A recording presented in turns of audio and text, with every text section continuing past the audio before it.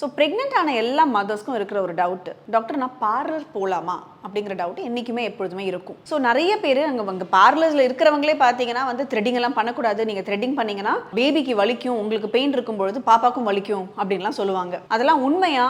நீங்கள் எதுவுமே அதுக்காக பண்ணாமல் அந்த என்டையர் 9 months இருக்கணுமா அப்படின்னு கேட்டிங்கன்னா கண்டிப்பாக இல்லை.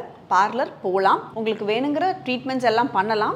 பட் ப்ரெக்னென்சியில் எது பண்ணணும் எது பண்ணக்கூடாது அப்படிங்கிற அந்த ஒரு டிஃப்ரென்ஸ் நம்மளுக்கு கண்டிப்பாக தெரியணும். த்ரெட்டிங்கோ இல்லை வேக்சிங்கோ பண்ணுறீங்கன்னா பண்ணலாம். கண்டிப்பாக உங்களுக்கு பெயின் இருக்குங்கிறதுனால அது பேபியை அஃபெக்ட் பண்ணாது, பேபிக்கு அந்த வலியெல்லாம் தெரியாது. ஆனால் நம்ம என்ன மாதிரி அது பண்ணுறோம் அப்படிங்கிறது இம்பார்ட்டன்ட். மெயினாக என்னென்னா ஹைஜீனுங்கிற இஷ்யூஸ் நம்ம கண்டிப்பாக அவசியம் பார்க்கணும். இன்ஃபெக்ஷன்ஸ் ப்ரெக்னென்சியில் ரொம்ப குவிக்காக வரும். இன்ஃபெக்ஷன் வந்ததுன்னா அதுக்கேற்ற மாதிரியான ட்ரீட்மெண்ட்டு, ஆன்டிபயோட்டிக்ஸ் அதெல்லாம் நம்மளால பெருசாக எடுக்க முடியாது. ஸோ அது நம்ம கொஞ்சம் கேர்ஃபுல்லாக இருக்கிறது முக்கியம். ஸோ ஹைஜீனிக்கான ப்ரொசீஜர்ஸ் பண்ணுறது will be important. So and மற்றபடி இந்த ஒரு ஃபேஷியல் ட்ரீட்மெண்ட்ஸோ இல்லை மற்ற அந்த ஒரு பீல்ஸ் பண்ணுறதெல்லாம் அகெயின் கெமிக்கல் இருக்கிற மாதிரியான ப்ராடக்ட்ஸ் இல்லாமல் இருக்கிறது வில் பி இம்பார்ட்டன்ட். இந்த ஹேருக்கு கெரட்டின் ட்ரீட்மெண்ட் அதெல்லாம் அவாய்ட் பண்ணிடுறது ரொம்ப முக்கியம். ஆனால் ஹேர் கலர் அப்படிங்கிறது நம்ம பண்ணலாம்.